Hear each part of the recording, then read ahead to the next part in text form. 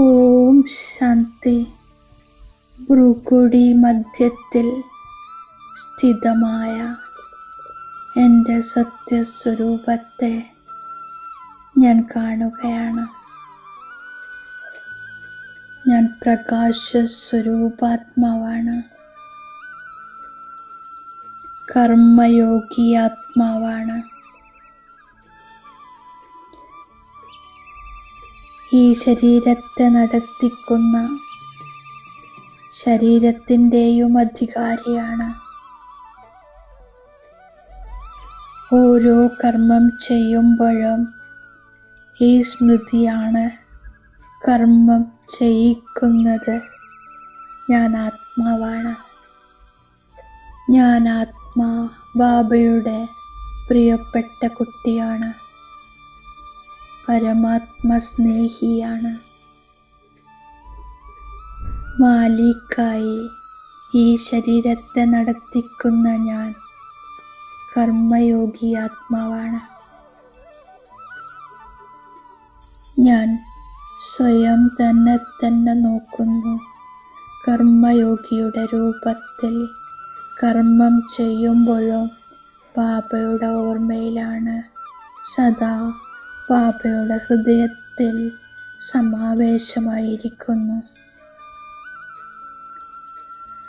കർമ്മം ചെയ്യുമ്പോഴും എൻ്റെ യോഗം ബാബയോടാണ്. ബാബ എന്നെ കർമ്മം ചെയ്യിക്കുന്നു. ഞാൻ കർമ്മയോഗിയായി കർമ്മം ചെയ്യുന്നു. ബാബ സദാ എൻ്റെ കൂടെയുണ്ട്. ചെയ്യിക്കുന്നവൻ ചെയ്യിക്കുന്നു. എന്നെ നിമിത്തമാക്കിയിരിക്കുന്നു. ഓൾമൈറ്റി ബാബ ചെയ്യിക്കുന്നവനാണ്.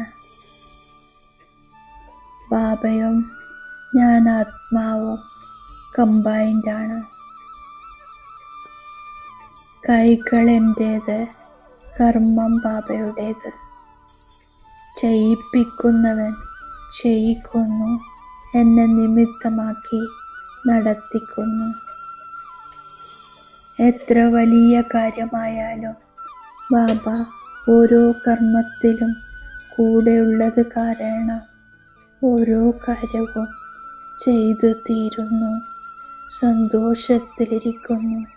സർവർക്കും സന്തോഷം നൽകുന്നു. ഞാൻ ബാബയുടെ ഹൃദയ സിംഹാസനധാരി ആത്മാവാണ്. ഞാൻ അനുഭവം ചെയ്യുകയാണ്. ഓരോ കർമ്മവും ബാബയുടെ ഹൃദയ സിംഹാസനത്തിലിരുന്ന് ചെയ്യുന്നു.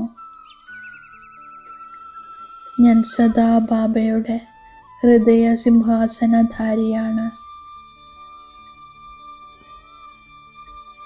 ബാബയോടൊപ്പം സദാ കമ്പൈൻഡ് ആയിരിക്കുന്നു.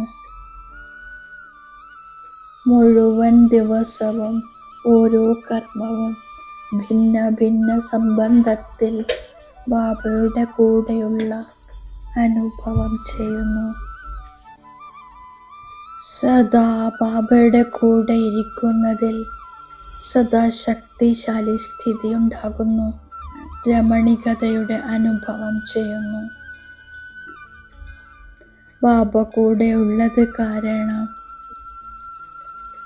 രാത്രിയാകുന്നതും പകലാകുന്നത് പോലും അറിയുന്നില്ല.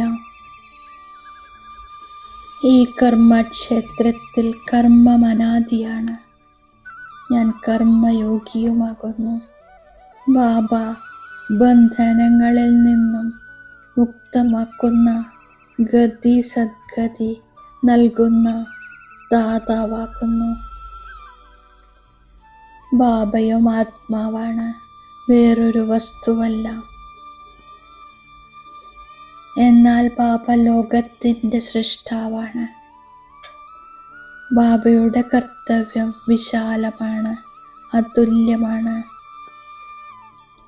ആത്മാക്കളെ ബന്ധനത്തിൽ നിന്നും മോചിപ്പിക്കുന്നു.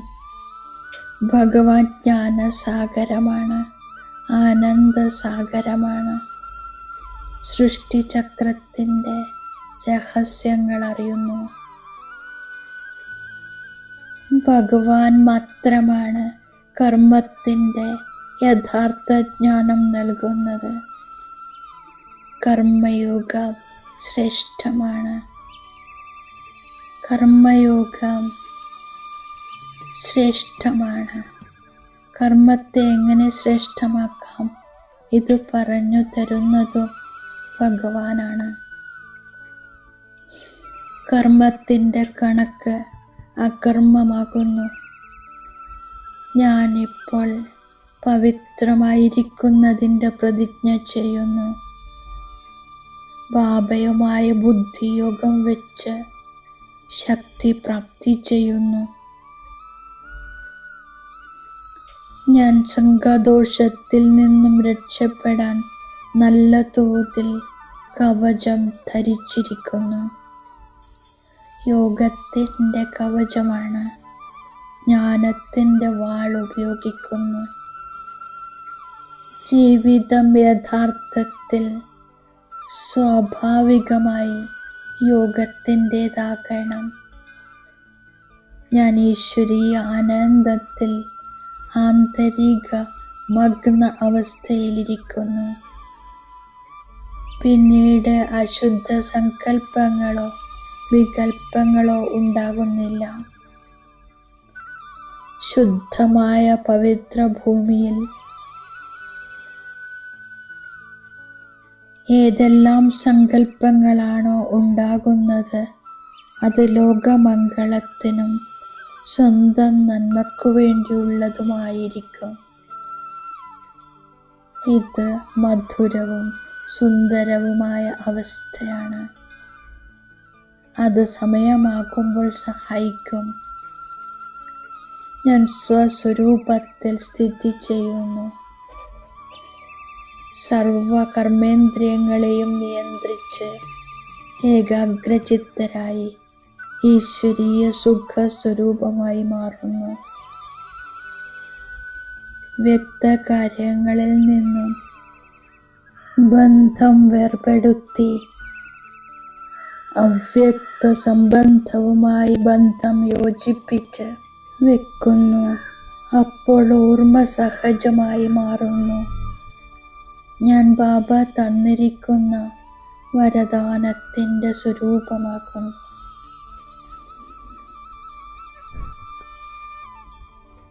ബാപ്പ് ദാദയുടെ കൂട്ടുകെട്ടിലൂടെ മായയെ അകലെ നിന്നു തന്നെ അബോധാവസ്ഥയിലാക്കുന്ന മായാജീത്തും ജഗജ്ജീത്തുമാകുന്നു. ഏറ്റവും ആദ്യം വാഗ്ദാനം ചെയ്തിരുന്നു, നിന്റെ കൂടെ കഴിക്കും, നിന്റെ കൂടെ ഇരിക്കും, നിന്റെ കൂടെ ആത്മാവിനെ സന്തോഷിപ്പിക്കും. ഈ വാഗ്ദാനം അനുസരിക്കുകയാണെങ്കിൽ മായയ്ക്ക് ശല്യം ചെയ്യാൻ സാധ്യമല്ല. ഞാൻ കൂട്ടുകാരനെ സദാ കൂടെ വയ്ക്കുന്നു. കൂടെയുള്ളതിൻ്റെ ശക്തിയിലൂടെ മിലനത്തിൽ മഗ്നമായിരിക്കുന്നതിലൂടെ മായാജീത്തും ജഗജ്ജീത്തുമാകുന്നു. ഉയർന്ന വൃത്തിയിലൂടെ പ്രവൃത്തിയും സാഹചര്യങ്ങളും പരിവർത്തനമാകുന്നു. ഓം ശാന്തി.